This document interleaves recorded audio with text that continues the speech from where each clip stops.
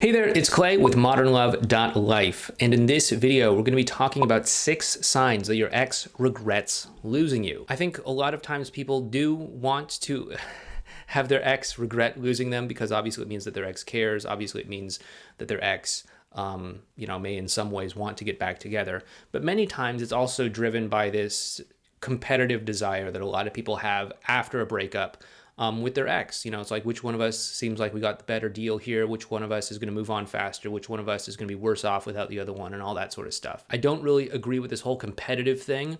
I think that it's not really very healthy, but if your ex is wanting to get back together with you, chances are good they're going to actually regret losing you at some point. So, what are some things that you can look out for? Let's go ahead and get into that here. So the first one is that their life seems to be worse off now than it was when the two of you were together.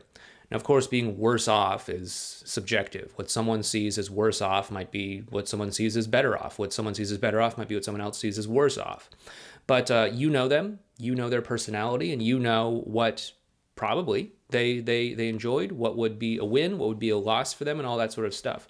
Just take an objective look at their life right now. Imagine you're them living the life that they're living right now. Do you think they're better off? Do you think they're worse off? Now, again, don't look at it through this lens of like Facebook and all that stuff, because of course, social media, that's just very curated content. That's a very curated view of what other people want us to see of their lives. It doesn't show us, those moments of doubt, those moments when we cry ourselves to sleep at night. We don't generally parade those out in front of all of our friends and family on social media to see. It's just like, oh, hey, look at me. Here I am on my vacation. Look at me. Oh, yeah, I'm having this amazing latte this morning, or all that sort of stuff. From what you can actually tell about their life, does it seem like they're worse off or better off? Sign number 2 is, are they actually living into their values?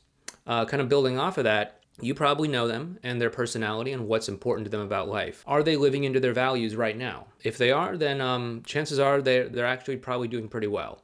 If they're not living into their values, if they're doing certain things that are uncharacteristic of them in a negative sort of way, probably implies that they regret this in some way. One thing that we sometimes see is like, okay, someone breaks up with someone else, and now suddenly they're like not doing the things that they really care about in life. They're just like partying and doing drugs and stuff like that, drinking a lot, all that sort of stuff. That is obviously most likely living out of your values, because most people don't aspire to be, just going through life in a daze. So are they living into their values or not? If they're not living into their values, chances are they probably regret the relationship for some reason or in some way. Are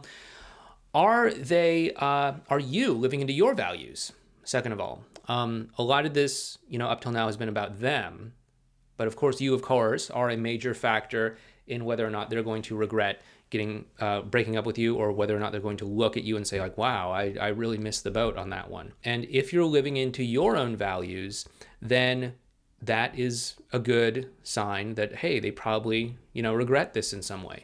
The more you live into your own values, the more you are going for what is important to you in life, the more interesting, the more attractive you're probably going to be perceived to other people. And so it is important that you actually do this. Nobody wants to be with someone who's just sort of blobbing around on the couch or watching TV or playing video games all day. So let's go ahead and bring ourselves into alignment with what it is that's actually important to us about life and make a difference out there.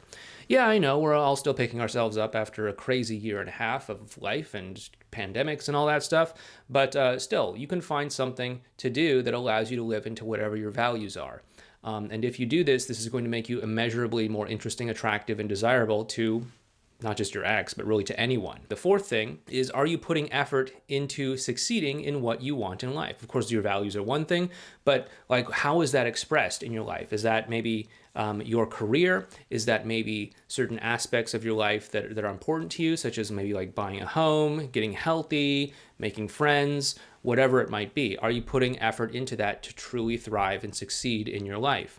Again, if you are, and if you're making tangible, concrete steps towards that, then like, hey, awesome, you're kicking ass in life. You're making a serious dent in the world here, and that's awesome. Again, one of the main qualities, one of the main common denominators of attractive people is that they're going somewhere in life. So are you going somewhere in life? If not, what could you be doing to find your values, bring yourself into alignment with those, and live into them full force? Thing number 5 here, are you behaving like an adult? If you're behaving in a very petty sort of way after a breakup, your ex is probably going to look back at that and say, wow, you're kind of acting like a petulant child here. I really dodged the bullet on that. That's not going to cause them to regret losing you if you're behaving that way. On the other hand, if you're behaving in a totally reasonable, rational way where you're just compassionately listening to them, doing a lot of the things that we've talked about before, reluctantly going along, taking the curious stance, doing your best to communicate clearly, doing your best to get on the same team and all of that, chances are they're going to look at you and say, hey, you're behaving really reasonably here. Maybe things weren't that bad, right? Because you're not agitating and making the whole situation worse. You're actually behaving in an adult, compassionate, empathic, empathetic. Is it empathic or empathetic? I don't know, whatever. You're behaving with empathy. And you're showing them that, hey, I can be a grown adult through all of this, okay? And then before we go ahead and get into sign number 6, if you like this video, if you like the videos that we're doing here, please help me out with this YouTube channel by hitting the thumbs up button for the YouTube algorithm. It is a completely free way to support this channel and the work that we do. It does send a message to YouTube that, hey, these videos are all right, and that they might want to show them to more people. So hit the thumbs up button, and if you want to as well, please leave a comment down below letting me know what sorts of videos you'd like to see us make down the road. Sign number 6 is that you are giving them the gift of responsibility. So this is the thing with regret is something that we feel personally responsible for, that we made some sort of choice, and it was because of the choice that we made that we're in some sort of situation, maybe some sort of less than ideal situation.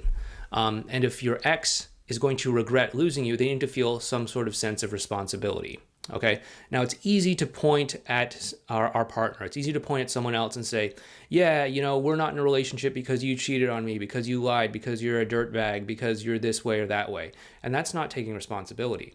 And so what we want to do is we actually want to give them the gift of responsibility so that they can look back potentially and say, you know what? I wonder what it would have been like if I just gotten over my immaturity and just had a conversation with you. I wonder what it would have been like if I just said yes and met up that one time. I wonder what it would have been like if I just given you a chance. I wonder what it would have been like if I just replied to that text message or if I just called you back. And if you just give them the gift of responsibility, as we've talked about in one of the recent videos that I did, then that can actually do two things. Number one, it can motivate them to actually take responsibility for it, which allows them to actually feel empowered to change it if they want to. But number two, it also allows them to face the potential regret of saying like, okay, is this how I just want to leave this chapter of my life here? Do I just want to leave it in this stubborn silence where I'm just not talking to you, where I'm being hard-headed and stubborn person, and I'm just not willing to get off of whatever I'm caught up on here? Oftentimes people don't want to look back and think, yeah, we're in this place, it didn't work out because I was stubborn. I couldn't get over my own issues. I couldn't just give you another chance.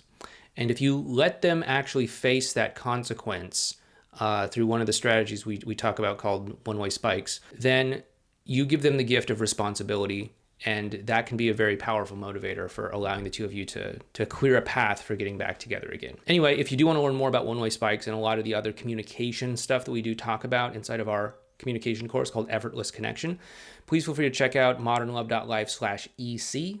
That's modernlove.life/E as in effortless, C as in connection. There's also a link for it down below in the description box. But once again, thanks so much. If you like this video, hit the thumbs up button, subscribe to the channel, leave a comment down below letting me know what sort of videos you'd like to see in the future. And with that being said, I'll talk to you next time.